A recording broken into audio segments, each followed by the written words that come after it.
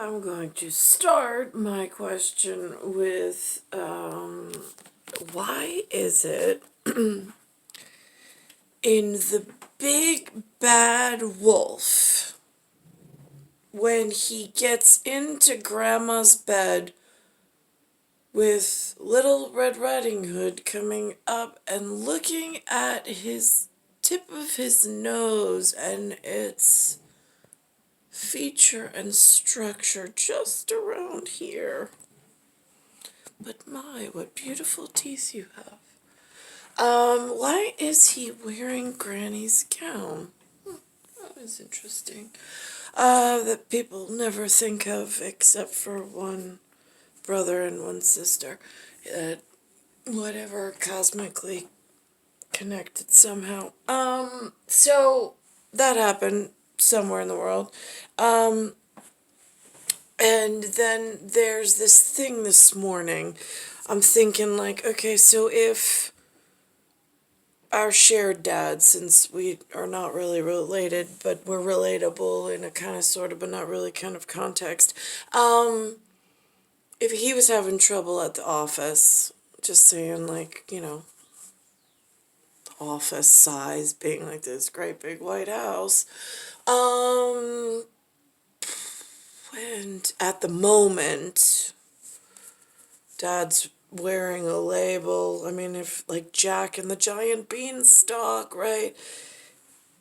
There was Jack and Jill. Why this morning are they talking about Cracker Jill? Just curious, because there's Dr. Jill. I've heard they've used in a derogatorous format the word cracker at times. But it doesn't look like the correct visual portrait of what a cracker used to look like in a... I get it, it's my stereotype, or people have assigned that stereotype to my looking person. I get it. But I'm just looking for purpose in why they're making Cracker Jill now, and why Cracker Jill they're trying to paint in some four-light in this rather caramel color or camel color, rather than what the original stereotypical word was used for originally, for larger schematic and aerial cognition. In, like, you have to at some point break it down to some kind of code or label. I mean, it only gets mad when somebody's told the word no for some reason, then they get, like, horrifically, like, violent. So here we are. My talk of the table is everybody's favorite ballpark snack getting a makeover, so move over. So the fake king, calling itself a king, but not a king that I've ever recognized, is now bringing out this Cracker Jack story. Over Cracker Jack, make room for Cracker Jill. For a limited time, Frito-Lay is selling a female version of the famous caramel popcorn treat to celebrate women who break down barriers in sports. And to mark this occasion, singer Normani unveiled... Who broke down the barrier in sports? Gail, I'm just speaking to Grandma's good ear, because it's hard to hear. A reimagined version of the classic song, Take Me Out to the Ball Game. Oh. Take me out to the ball game.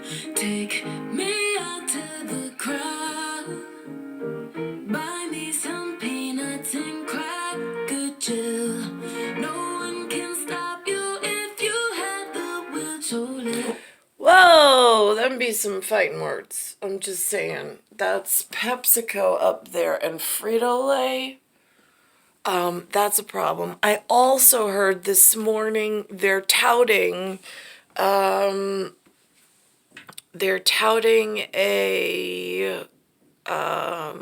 possibility in the us that there's multiple governments. That's a frightening thought. how are they defining the word government? I mean, I've got G over man,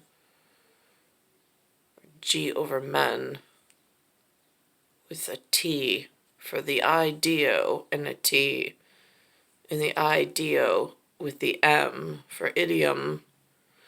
But I'm just confused as to how a baby seal stays protected while balancing on a great white shark with multiple rows of sharp white teeth, when they're now throwing out there that there may be a possibility of multiple governance or governments, and what that actually might mean in like real terms. Let me find that piece. Wait, let's finish this atrocity this morning. Me some peanuts and cracker gel. No one can stop you if you have the will. So let's roll. Now, let the video keep running, because what they're going to show is a montage of women and young girls doing amazing things. They just want to promote the accomplishments of women in sports. I love this commercial. I love this commercial. Just side note, not all of us have been free in order to participate or in order to enjoy in this level of sing-song. Because while they're all singing along, I've been held in a POWMIA facility or area and have not had nearly the same amount of opportunity as any of this garbage.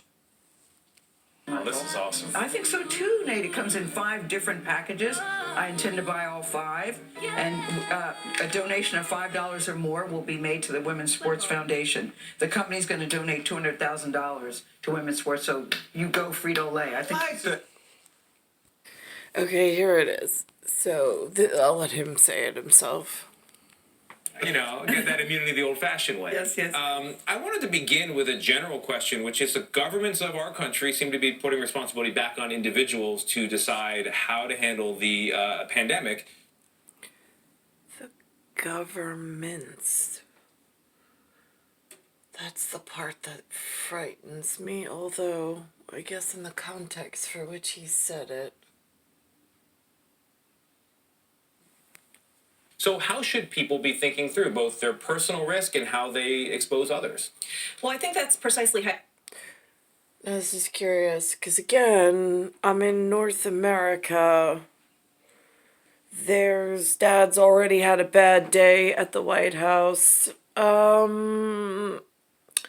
There's really bad stuff going on in the New York City hospital scene with research and development and lots of people being employed that can cause a lot of problems in some form of boycotting perhaps authority, although I wouldn't suggest it. So now that gets confusing because they're already in violation of like keeping blood and banking. Like they make money off of helping sick people. That right there is like a biomedical ethical line that when then you mix multi-nations into it, it's like asking for warfare and germ warfare and warfare, and it's like the end result of creating such a allowance was what, like nuclear warfare? I mean, like, is that their end game? Because like I don't want to participate in any of this New York stuff. I mean, they've gotten a little too big for their britches as far as I'm concerned. So that gets confusing how to like tell Dad what, like, Dad, the kids in New York are not listening to like health standards that I know exist, because like I sought out their level of language in the language lab of pre-medical terms, enough to know just how dangerous the sequencing of molecules can be if they put in computing, and they seem to have some form of community they're working within. So, like, how do you get that to the big bad wolf in with really nice teeth, who might also know a big white teeth shark or participate in some manner? I don't know. Because again, the messengers, they come with smiles and like kindergarten crayons almost. Like, don't worry. No, it's a big concern and it just keeps getting like more funding for some reason. I just don't understand. And like my silver lining set of paperwork issues in like real world has gotten like really extensive, and then I see the faces that are responsible because they had to become somebody, so they're relatable somehow.